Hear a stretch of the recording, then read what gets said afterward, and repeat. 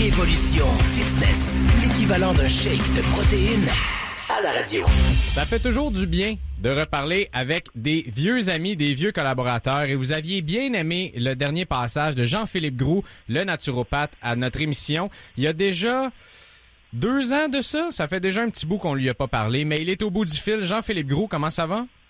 Ça va super bien, toi, Greg? Ça va très bien. Merci de prendre le temps, Jean-Philippe, de nous parler, de répondre à ces questions-là, parce qu'on va parler aujourd'hui de la sempiternelle, puis je dis ça d'une belle façon, mais les résolutions, la sempiternelle résolution du début d'année. Donc, 2021 a commencé il y a quelques semaines. Toi, en tant que naturopathe, fondateur de Kinésine, ton entreprise, tu suis beaucoup de gens d'affaires, monsieur et madame tout le monde, mais des athlètes aussi. Tu as suivi quelques joueurs de la Ligue nationale de hockey aussi durant ta carrière et même de la NFL, si je me trompe pas aussi. Donc, les résolutions, t'en entends parler à chaque année et on sait que ça tient pas souvent. Puis malgré qu'on a toute la bonne volonté du monde, il y a pas beaucoup de gens qui réussissent à les tenir tout au long de l'année. Mais tu vois, Greg, c'est super intéressant comme question, puis c'est quelque chose que je remarque, puis encore plus avec la nouvelle réalité d'aujourd'hui, on se rend compte que c'est plus négatif que jamais, les résolutions. Là, la plupart des gens, je te dirais qu'à 80% de la clientèle qui me consulte dans mon bureau, c'est pour arriver à respecter ces résolutions-là, parce que par eux-mêmes, ils n'y arrivent pas. Donc, ce qu'on remarque, là, justement, c'est que les gens souvent perdent le point de repère. Il y a un manque de clarté au niveau de l'objectif. C'est un peu ce que j'ai fait, justement, avec le confinement. Ça fait 16 ans que je pratique. J'ai rencontré quasiment plus de 10 000 clients, là, sans les compter un par un. Mais je te dirais que c'est souvent... On ne commencera pas à faire le décompte, on n'a pas le temps. Exactement. C'est quelque chose qu'on remarque, là, que les gens arrivent avec des objectifs, puis là, que ça dure 1 mois, 2 mois, 3 mois, parce que, justement, soit un manque de clarté, soit que c'est trop difficile, soit que c'est trop exigeant. Puis, quand on revient en discussion en one-on-one avec le client, quand on regarde vraiment au niveau du manque de clarté, l'objectif, c'est souvent, moi je pourrais vous dire à la maison, c'est pas que l'objectif est mal seté en fait, c'est que l'objectif, c'est pas le même au bout de la ligne. Autrement dit, là, en bon français, la tête suit pas les babines. Les bottines ne suivent pas les babines, comme dirait notre ami Gilbert Delorme. Mais je veux pas qu'on tombe dans l'objectif SMART, là. Ça, on en a déjà parlé, là, spécifique, mesurable, atteignable, nanana. Mais, de ton côté, je veux dire, par exemple, prenons combien de gens, là, qui sont à l'écoute, ils se disent, ici, bon, mais la nouvelle année, là, moi, cette année, je vais perdre 20 livres. Exact. Mais là, toi, il arrive dans ton bureau et dit je veux perdre 20 livres. Toi, quand tu dis un objectif, quand tu dis que l'objectif doit être clair, est-ce que c'est par exemple que on veut perdre ça pour une certaine raison, mais que derrière ça, notre raisonnement est mince? Est-ce que c'est un peu ça que tu veux dire? Oui, exactement. Ou qui est mal déterminé, il est mal bâti. Tu veux perdre 20 livres, mais tu sais pas quoi faire autour de ça pour y arriver. Donc, l'importance de la clarté des objectifs santé, c'est quand la personne vient me consulter, elle vient voir pour sa santé.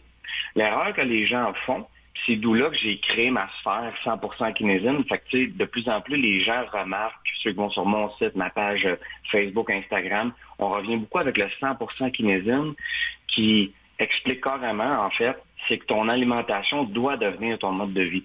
Si tu veux arriver à tenir tes objectifs, tes résolutions, ton objectif santé, qui est d'être en meilleure shape physique, de perdre du poids, de mieux dormir, de mieux digérer, ton alimentation doit devenir ton mode de vie. Sinon, ça va être passager. Fait que les gens qui veulent perdre 20-30 livres en 2 mois vont souvent se fixer des objectifs irréalisables. Ils s'entraînent pas, ils vont commencer à s'entraîner 5-6 fois par semaine. Il y en a qui s'entraînent 2 fois par jour. Ils vont manger des blancs d'œufs, du brocoli 2 à 3 fois par jour.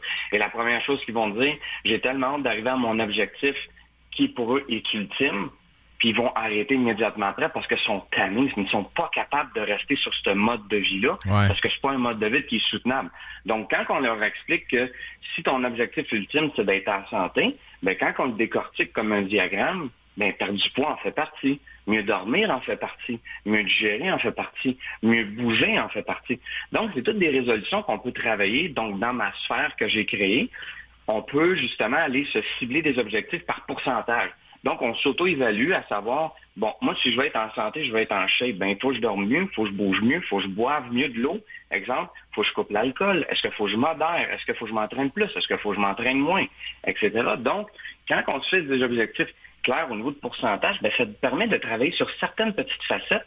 Donc, c'est beaucoup plus facile à garder et on nourrit en même temps notre subconscient, Greg. Ça, c'est super important. Ouais. La plupart des coachs qu'on connaît, c'est nos collègues, travaillent beaucoup le physique. Donc, ce que je dis à mon client, c'est que tu travailles la portion physique. Tu manges bien, tu mesures tes aliments, tu fais des bons choix, tu manges plus de légumes.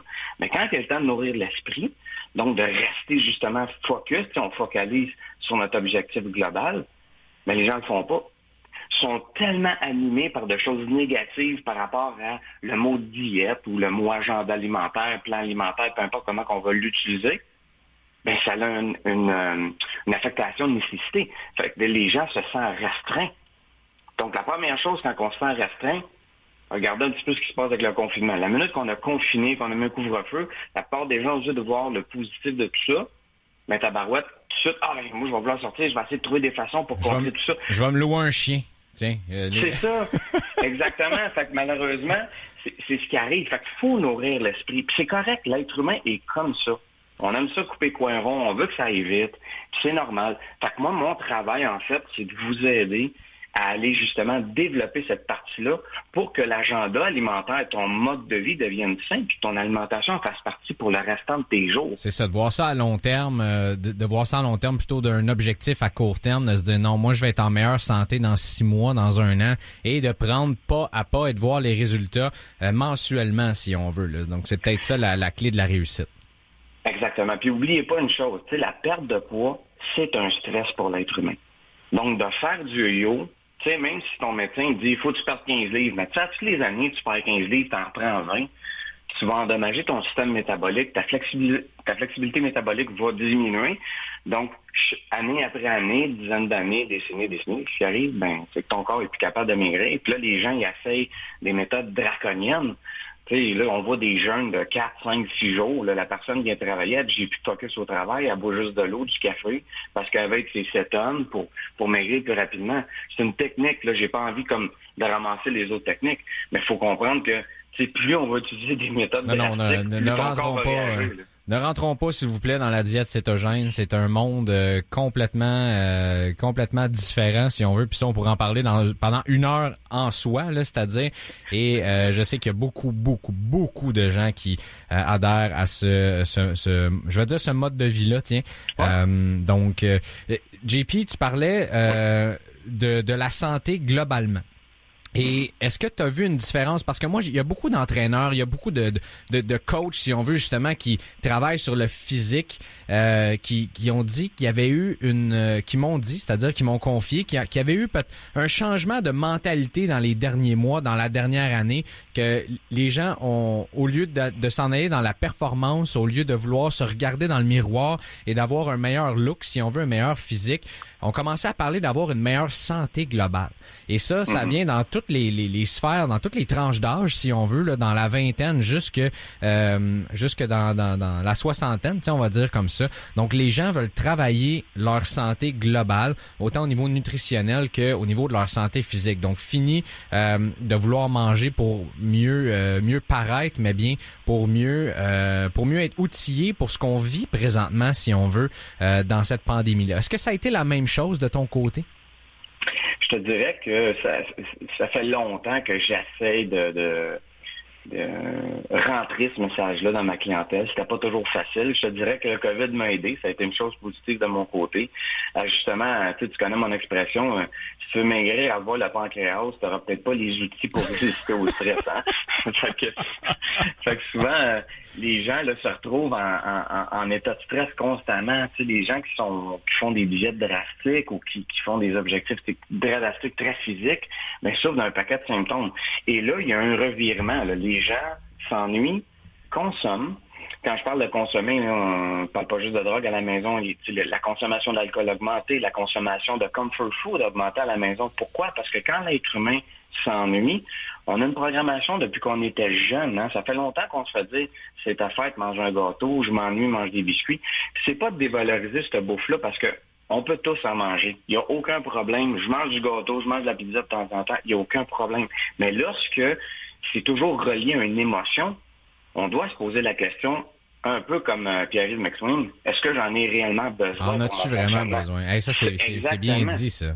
Tu sais, n'ai-tu vraiment besoin à soir de mon gâteau à 9h30, puis j'ai de la misère à dormir? Fait que le fait d'enflouer toutes ces émotions-là, est-ce que je vais mieux dormir ou je vais me réveiller le lendemain et recharger? De ce que je vois, c'est plutôt... Et même le gouvernement fait des... c'est un peu contradictoire, là, mais parce qu'on garde les SAQ ouvertes et on a des files d'attente dans les SAQ et en même temps, on a des annonces, là, des spots commerciaux qui sont à la radio qui disent on a le mérite facile avec l'alcool aussi. Là. Le lundi, on le mérite. Là.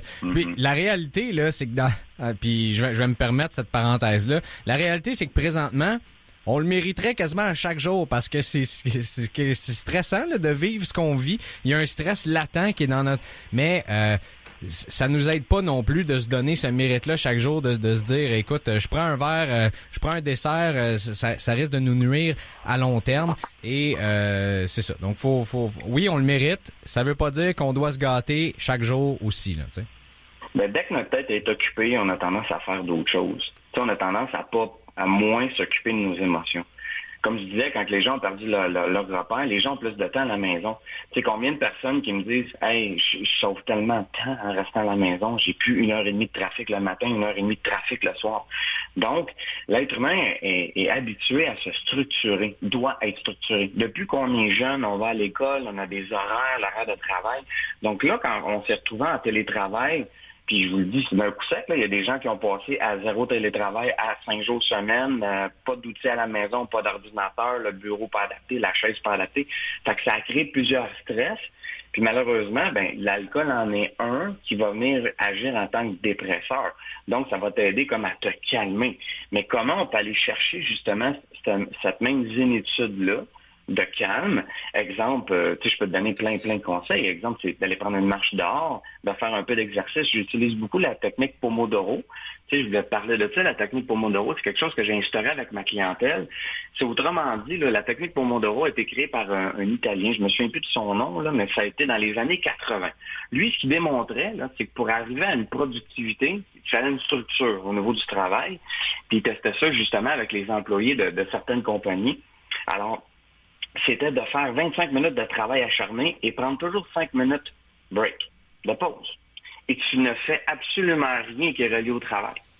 Donc, ce que j'ai amené à ma clientèle qui sont en télétravail, c'est de les faire travailler lorsque c'est possible 25 minutes. On se met un chronomètre, un timer, une alarme à la maison sur son cellulaire, 25 minutes. Et après ça, on fait 5 minutes d'exercice.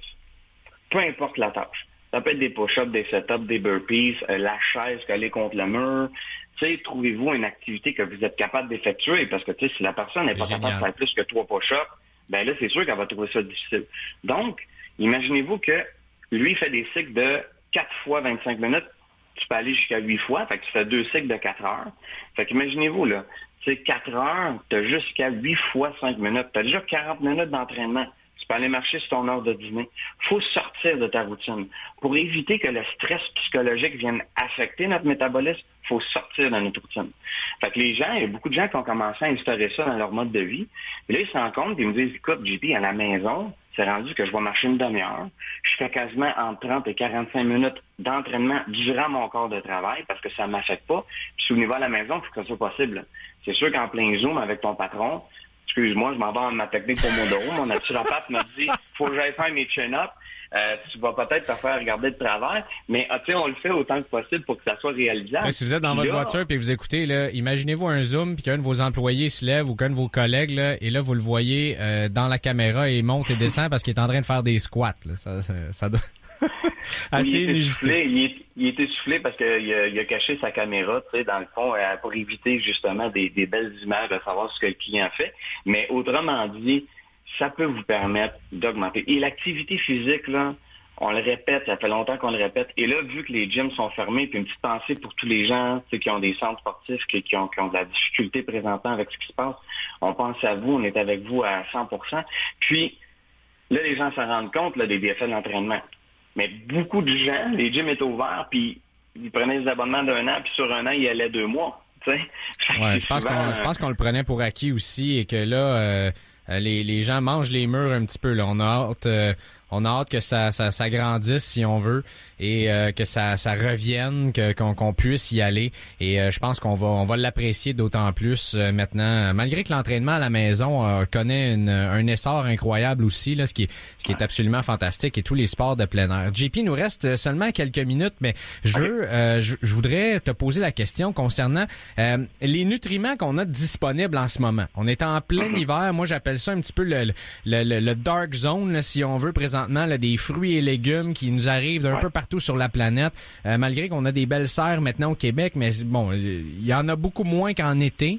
Qu'est-ce que tu suggères, toi, comme alimentation présentement, et peut-être même comme supplément? Je sais que t'es pas un fan des suppléments nécessairement, mais force est-il d'admettre que, bon, la vitamine D, c'est un peu vital là, en ces temps-ci. Qu'est-ce que toi, tu suggérais aux gens?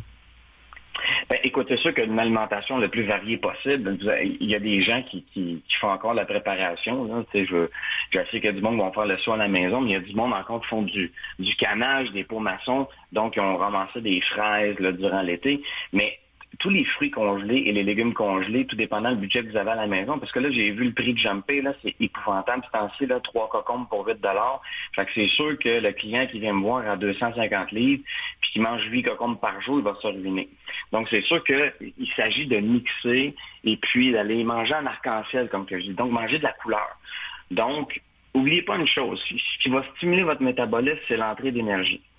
Faut pas qu'il y ait un excès, mais faut qu'il y en ait assez. Donc, faut pas que vous créez non plus une déficience trop rapide, parce que votre métabolisme va vouloir tout de suite s'ajuster et ralentir pour éviter de vous, exemple, faire perdre du gras à la maison, si c'est votre objectif. La clé pour garder une énergie stable à la maison, et c'est ce qu'on a besoin. Gang, à la maison, si vous voulez avoir de l'énergie durant vos cours de travail, il faut manger. Trop de gens se lèvent, il est 7h30, embarquent sur l'ordinateur, regardent l'horloge, il est 12h30, ils n'ont pas déjeuné, ils ont 4 cafés dans le corps. Vous ne pourriez jamais compenser une énergie stable avec 4 cafés. Ça vous prend du fuel.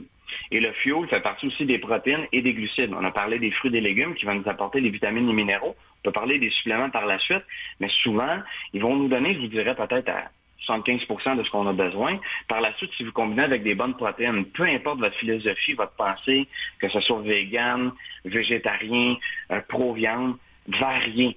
On mange une abondance de différence. Faites-vous des bouillons à la maison, gardez votre carcasse de poulet, faites des soupes. Là, c'est le temps des soupes, ça peut créer des réconforts. On revenait à nos sources. Souvenez-vous de nos grands-parents. Nos grands-parents faisaient des ragoûts de pâte de cochon, faisaient des soupes. On a tout perdu ça aujourd'hui. Pourquoi? Parce qu'on ne prend plus le temps. On est envahi par des stress qui est relié au travail, point de vue de performance, parce qu'on doit performer, puis on doit amener des résultats. Puis on oublie aussi en même temps, si on veut rester en vie et en santé, ben ça fait partie de ce qu'on met dans notre assiette. Puis je te dirais, Greg, au niveau des suppléments, il y en a des excellents. Pour faire la promotion de certaines marques, là, mais il y en a des excellents. Et puis la vitamine D, la première, si vous n'avez pas les moyens de vous en procurer en magasin, ben le soleil, c'est gratuit. Donc, exposez-vous autant que possible. Je le sais, en l'hiver, c'est difficile. On va sortir dehors comme aujourd'hui, là, tu sais, à -20. C'est plus difficile de s'exposer la peau à la lumière du soleil. Oui, non seulement ça, mais le froid nuit à l'absorption aussi. Là. Donc, malheureusement, c'est pour ça qu'on parle de... Non seulement le soleil se lève tard, se couche tôt. Ça, c'est une des premières choses. Mais également, c'est ça. Donc, ça prend... On va vous partager de quoi à la maison? Regarde bien ça, Greg. Il y a l'exposition aux infrarouges. Donc, il y a de plus en plus de gens qui entendent parler de la lumière rouge par rapport aux effets anti-inflammatoires anti-stress.